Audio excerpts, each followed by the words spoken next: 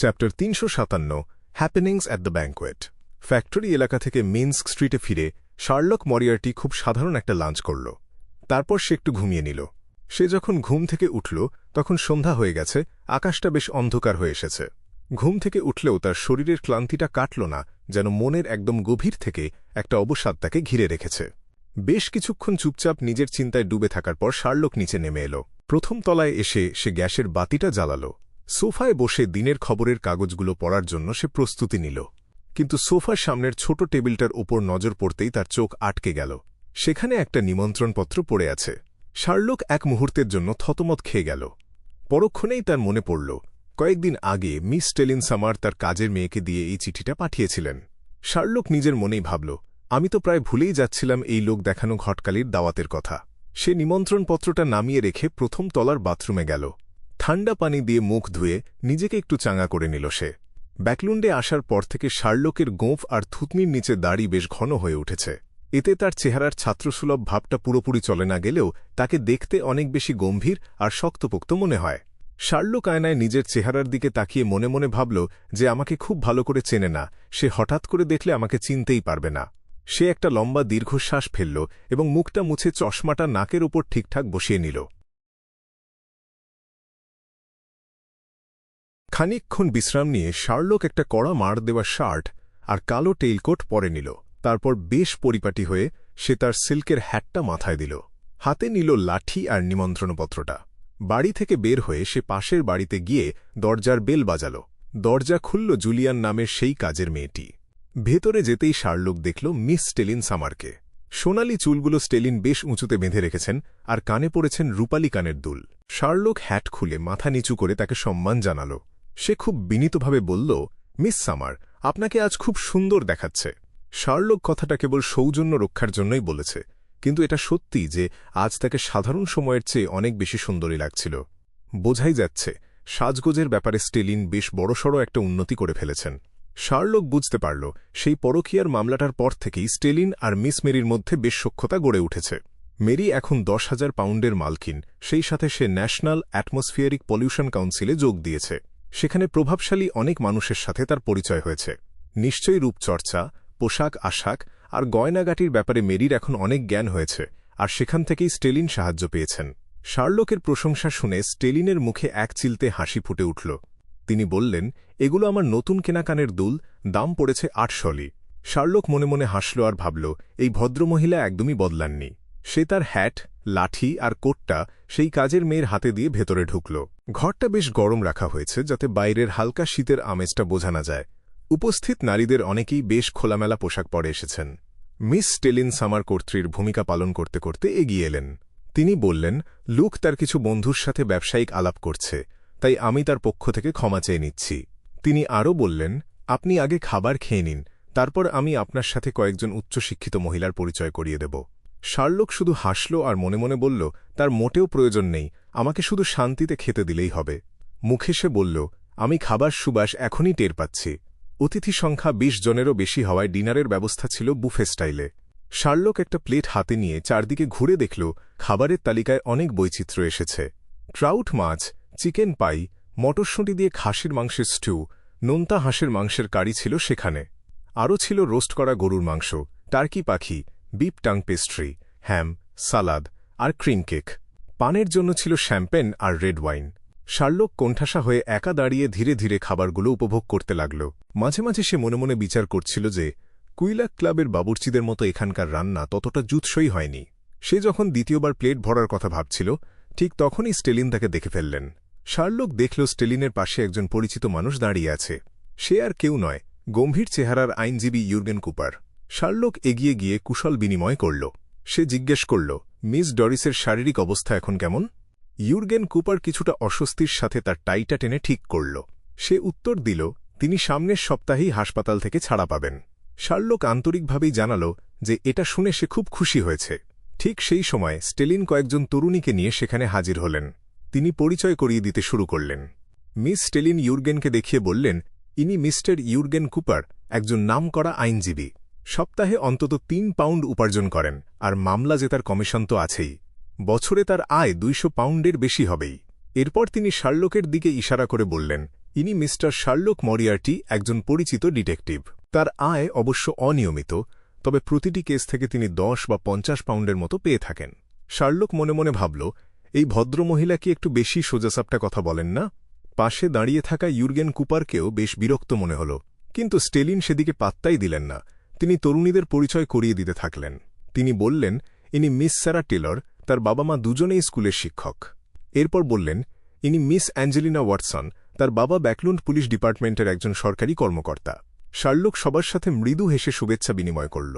পরিচয় পর্ব শেষ হলে ইউর্গেন গম্ভীর গলায় বলল, মিস সামার, সবার সামনে এভাবে আয়ের কথা বলাটা শোভন নয়। স্টেলিন রেগে না গিয়ে উল্টো গম্ভীরভাবে বললেন, না মিস্টার ইউর্গেন, এটা খুব জরুরি একটা বিষয়। যদি আপনারা একে অপরকে পছন্দ করেন আর সংসার করার কথা ভাবেন, তবে আয় উপার্জন সবার আগে দেখা দরকার। তিনি হিসেব বুঝিয়ে বললেন, প্রতিদিন মাছ, মাংস, সবজি, দুধ, পাউরুটি আর মাখনের দরকার হয়। শুধু খাবারের পেছনেই সপ্তাহে 1 পাউন্ড 5 শলি খরচ হয়ে যায়। ভালো একটা বাড়ি ভাড়া নিতেও সপ্তাহে 1 পাউন্ড লাগে। গ্যাস, পানি, কয়লা আর যাতায়াত খরচ মিলিয়ে আরও 10 শলি ধরে রাখুন। তিনি আরও বললেন, স্ত্রীকে কি মাঝে মধ্যে নাটক দেখতে বা কনসার্টে নিয়ে যাবেন না? সারা বছরে পোশাকের জন্য অন্তত 30 পাউন্ড আলাদা রাখা দরকার। তাছাড়া আছে কাজের মেয়ের বেতন, সন্তানের পড়াশোনা আর বিপদের দিনের চিকিৎসার খরচ। বছরে 200 পাউন্ডের নিচে আয় হলে সুন্দর আর সুখী সংসার চালানো অসম্ভব। তাই সময় নষ্ট না করার জন্য আমি শুরুতেই এই কথাগুলো বলে দেওয়াটা উচিত মনে করি। আইনজীবী হয়েও ইউর্গেন কুপার এই যুক্তির বিপক্ষে কোনো কথা খুঁজে পেল না। শার্লক মরিয়ার্টি মনে মনে হাসল। সে জানত মধ্যবিত্ত সমাজে এই হিসেবগুলো কতটা রূঢ় আর বাস্তব। শার্লক বলল, আপনার কথা একদম ঠিক মিস সামার, আয় অনেক বড় একটা ব্যাপার। যাদের বছরে 400 পাউন্ডের বেশি আয়, তারাই তো আপনার মতো এমন সুন্দর ভোজের আয়োজন করতে পারে। তারাই তো পারে নিজের স্ত্রীকে এমন সুন্দর পোশাক আর দামিদুল উপহার দিতে। স্টেলিন নিজের হাসি চেপে কিছুটা গর্বের সাথে বললেন, আমাদের আয় বছরে 430 পাউন্ড। শার্লক বুঝতে পারল স্টেলিন আর লুক সামারের মোট বার্ষিক আয়ের কথাই তিনি বলছেন।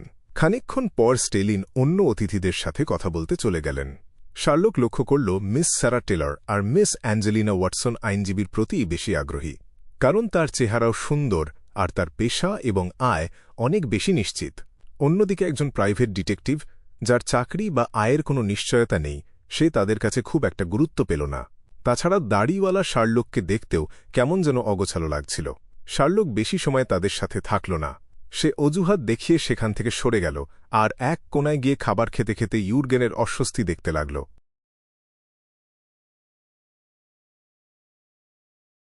খাওয়ার সময় মিস্টার সামারের 2 সন্তান শার্লকের কাছে দৌড়ে এলো। তারা বড় বড় চোখ করে জিজ্ঞেস করল, মিস্টার শার্লক মরিয়ার্টি, আমরা শুনেছি আপনি নাকি একজন ডিটেকটিভ। শার্লক হাসি মুখে সায় দিল। ছোট মেয়েটি বায়না ধরল, আপনি কি আমাদের কোনো একটা রহস্য সমাধানের গল্প শোনাবেন? শার্লক কয়েক মুহূর্ত ভাবল, সে কি এদেরকে পরকীয়া ধরা বা হারিয়ে যাওয়া বিড়াল খুঁজে পাওয়ার গল্প শোনাবে? সেগুলো বাচ্চাদের শোনানোর মতো নয়। তাই সে মনে মনে একটা গল্প সাজিয়ে নিল। সে বলল, ঠিক আছে, আমি তোমাদের একটা গুপ্তধনের গল্প বলছি। পূর্ব বালাম থেকে ফিরে আসা একজন অফিসার হঠাৎ করেই খুন হয়ে গেলেন। শার্লক তার আগে পড়া গোয়েন্দা গল্পগুলো থেকে একটা জোড়াতালি দেওয়া গল্প বলতে লাগল। বাচ্চাগুলো খুব মনোযোগ দিয়ে সেই গল্প শুনতে লাগল। গল্প বলতে বলতে শার্লক নিজেও বেশ ফুরফুরে অনুভব করতে লাগল। অনুষ্ঠান শেষ হওয়ার দিকে শার্লক যখন চলে যেতে উদ্যত হল, তখন দেখল স্টেলিন খুব খুশি মনে ঘুরে বেড়াচ্ছেন। শার্লক জিজ্ঞেস করল, আপনাকে আজ খুব খুশি দেখাচ্ছে, বিশেষ কোনো কারণ আছে কি? স্টেলিন মৃদু হেসে বললেন, সোমবার Miss Mary National Atmospheric Pollution কাউন্সিলের চিফ সেক্রেটারি হিবার্ট হোলের সাথে লাঞ্চ করবেন। মিস্টার হিবার্ট হল আসলে আর্ল হোলের বড় ছেলে, একজন সত্যিকারের অভিজাত বংশের মানুষ। তিনি কাউন্সিলের সব সদস্যদের দাওয়াত দিয়েছেন এবং সাথে 2-3 জন বন্ধু নিয়ে আসার অনুমতি দিয়েছেন। স্টেলিন আনন্দের সাথে জানালেন যে মেরি তাকে আর লুক সামারকেও সাথে যাওয়ার অনুরোধ করেছেন।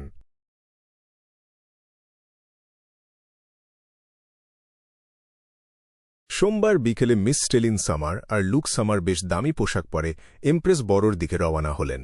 সেখানে পৌঁছে একটা বিশাল অট্টালিকা দেখে স্টেলিন কিছুটা ভড়কে গেলেন। মার্বেল পাথরের মূর্তি, পানির ফোয়ারা আর বড় বাগান দেখে তার বুক দুরুদুরু করতে লাগল। ভিলার ভেতরে ঢোকার আগেই সে তার স্বামীকে জিজ্ঞেস করল, লুক, আমার নেকলেসটা কি পোশাকের সাথে মানাচ্ছে না? লুক হেসে মাথা নেড়ে বলল, তুমি মিছেমিছে চিন্তা করছ, অভিজাত মানুষরাও আমাদের মতোই খায় আর থাকে, শুধু একটু বড় বাড়িতে থাকে, এই যা। ভেতরে ঢুকে স্টেলিন দেখল বিশাল ঝাড়বাতি আর জমকালো হলঘর। সেখানে খাবারের বিশাল আয়োজন করা হয়েছে। তালিকায় ছিল হাঁসের কলিজা, ড্রাগন বোন ফিশ আর লবস্টার। স্টেলিন অবাক হয়ে ভাবল যে কোনো বড় উৎসবে তারাও এমন খাবার খেতে পারে, তবে অরমির ওয়াইন আর শ্যাম্পেনের খরচ চালানো তাদের সাধ্যের বাইরে। হঠাৎ স্টেলিন দেখল সোনালি চুল আর সবুজ চোখের এক সুন্দরী তরুণী তাদের দিকে হেঁটে আসছে। মেয়েটিকে দেখতে ঠিক যেন স্বর্গের কোনো দেবদূত বা পরীর মতো। তার কানে ছিল পান্না পাথরের ছোট সুন্দর দুল। মেয়েটির মার্জিত ভাব দেখে স্টেলিন নিজের ওপর আত্মবিশ্বাস হারিয়ে ফেলল। সে জড়তা কাটিয়ে মেয়েটিকে হ্যালো বলল। মেয়েটি খুব সুন্দরভাবে পাল্টা সম্ভাষণ জানাল। কিছুক্ষণ পর স্টেলিন ভিলার বারান্দায় গিয়ে একা দাঁড়াল। সেখানে সে আবার সেই মেয়েটিকে দেখতে পেল। মেয়েটির পায়ের কাছে একটা সোনালি রঙের গোল্ডেন রিট্রিভার কুকুর চুপচাপ বসে আছে। স্টেলিন কথা বলার সুযোগ খুঁজতে কুকুরটির প্রশংসা করে বলল, ওহ, কি সুন্দর কুকুর। মেয়েটি হাসি মুখে বলল, সুশিকে প্রশংসা করার জন্য তোমাকে অনেক ধন্যবাদ। স্টেলিন মনে মনে ভাবল, তারও এমন একটা পোষা প্রাণী থাকা দরকার যা তাদের আভিজাত্য প্রকাশ করবে। সে জিজ্ঞেস করল, শুনেছি অভিযাত্রা শিকারী কুকুর পালে, এটাও কি তেমন কিছু? মেয়েটি মাথা নেড়ে বলল, হ্যাঁ। স্টেলিন তখন হাসি মুখে জিজ্ঞেস করল, এমন একটা কুকুর কিনতে কত পাউন্ডের দরকার হয়? সেই অসাধারণ সুন্দর আর রুচিশীল মেয়েটি নিজের কুকুরের দিকে তাকিয়ে খুব শান্ত গলায় উত্তর দিল, 450 পাউন্ড। স্টেলিন স্তব্ধ হয়ে গেল। যেখানে তার স্বামীর সারা বছরের আয় 430 পাউন্ড, সেখানে এই মেয়েটির পোষা কুকুরের দামই তার চেয়ে বেশি।